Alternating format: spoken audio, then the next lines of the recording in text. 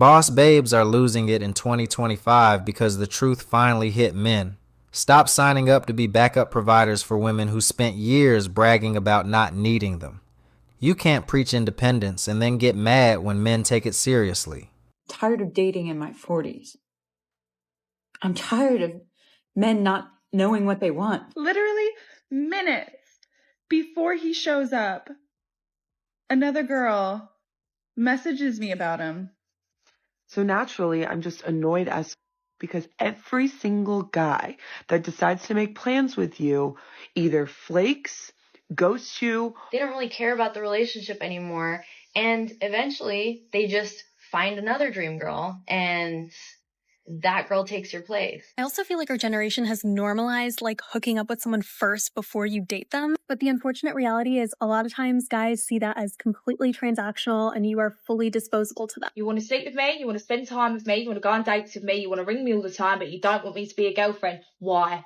I just want a partner. I just want a partnership. I want someone that I can ring up and tell about my day. Why is that so hard? It's just exponential how alone and how behind you can feel just because you're not married and because you're without kids.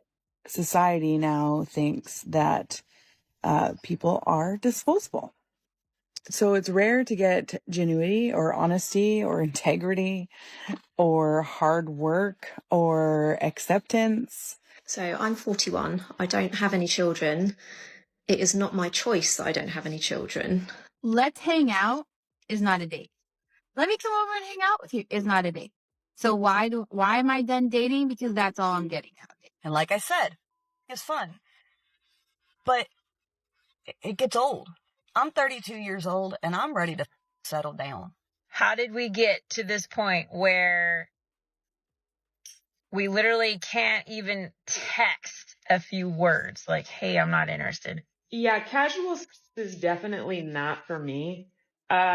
Since becoming single a couple of years ago, I had a few casual hookups, and every single time it was the same kind of like, I'm gonna pretend to care about you temporarily until I don't anymore. And then I got my feelings hurt like every time, so. What happened to men being the pursuers? Y'all don't chase anymore. The effort is so minimal. Women have just become so aggressive that you no longer have to chase, and it's just available at a moment's notice, and the swipe variety is just too attainable. If somebody wants to strategically approach something with their clothes off, that is their prerogative, and I support that and respect that. Like she is taking some kind of moral high ground to Dom. What? Because she doesn't have a fans account? I'm sorry, so what, girl? We all use our bodies to do work. All of us, every last one of us.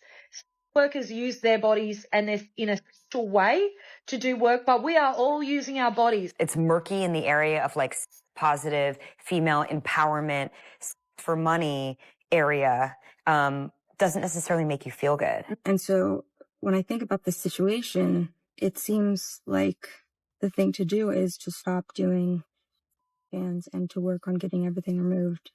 And like I said, no, it's never going to be fully gone, but maybe it would be easier for him. And maybe then I could feel like I matter and I'm important and I'm not ashamed. I'm not something to be ashamed of. And I can be just parent. Now that I'm rebranding myself and I'm trying to get away from fans and not do OnlyFans, I see like a huge drop in my income if I don't do OnlyFans, and I feel stuck sometimes that I have to continue to do OnlyFans in order to make any money. Like if I want to go be an actress, how many people are gonna hire me? Yeah, so there's times where like it gets to me and I know it's the enemy, I know it's the devil, just saying like you might as well just continue doing that because it's gonna be really hard for you to be successful in life and do anything else.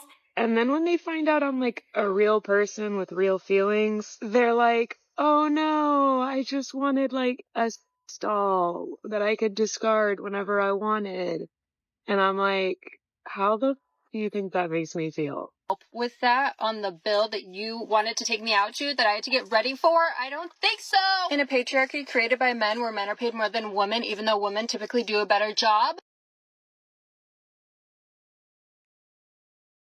women were essentially saying, we can do what you can do, but they can't, okay? I know you don't want to hear this. Nobody wants to hear this. This is not politically correct. It's true. Men and women, they are two different energies, two different powers. So it's no different than water saying, I can be fire. This is not personal. This is not sexism. This is the fact that we are dealing with two different beings. And until we recognize in society that we are two different beings, we're never going to be able to set up a society that's actually beneficial for both. So to the degree that we as women are demanding that we are seen as the same as men, we're going to get ourselves in trouble here. When I think about, feminine empowerment, it's about being brave enough to assert our difference. It's not at all what it used to be. Like, first comes love, then comes marriage, then comes the baby and the baby carriage. No. It is first comes sex, then comes ghosting, then comes emotional trauma and trust issues. I don't know how to let somebody good in my life, so I just don't entertain anybody. And in my experience, I began to feel just disrespected by every single guy that I ever slept with. I always would feel like as soon as I, gave it up to a guy, I would just be like trashed to the side. Like, I was like disposable, and it was really affecting my mental health and like making my self-confidence a lot worse. Life is just really lonely.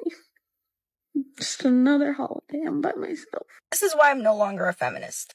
Pretty much I realized that feminism was made to elevate white women, not women that look like me. What drew me to feminism was the idea of equal pay and equal opportunities. When I started looking into the real world, I started to realize that it's all BS. A man with a turban and an Indian accent is less likely to get an executive position than a white woman. Look around you.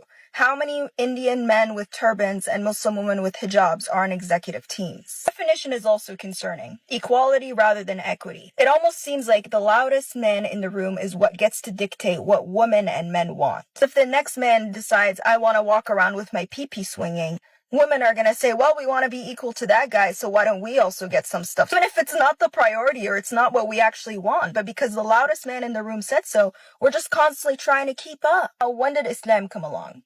In 2020, I started looking more seriously into getting married. And at that point, I believed in 50-50. I thought it was a real thing. Men were very happy to hear I wanted to pitch in 50-50, and in some situations, I was even willing to pay 60-40. Over time, over looking at people around me, looking more into psychology, even date coaching, I started looking more into it. I realized there's no such thing as 50-50. Because even if we look at stats within Canada, which the majority of people here are not minorities or of Arab or South Asian descent, we realize that 70% of women still do most of the housework. So what is 50-50? Get people that'll tell you, well, my husband's great, he helps around the house. When we're not talking about the selective, we're talking about the collective. What is 50-50? And that's when I started looking more into Islam and I realized, what the heck?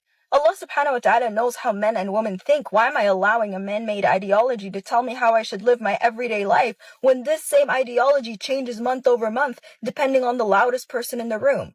By the way, the loudest person also has some vested interest in you believing this. Long story short, I follow Islam, not feminism. Independent financially and all of those things, and I kind of pursued my career for a really long time. I pursued my academics for a really long time. I really appreciate all of that, but I think as you get older you realize how unfulfilling all of those things are, and when you're sold that dream for a really long time, you're so convinced that that can't wait, and you're so convinced that marriage, kids, and becoming all of those things that are more traditional can wait, when really biologically it's the other way around. So for me, I would say it was a bit of a mistake.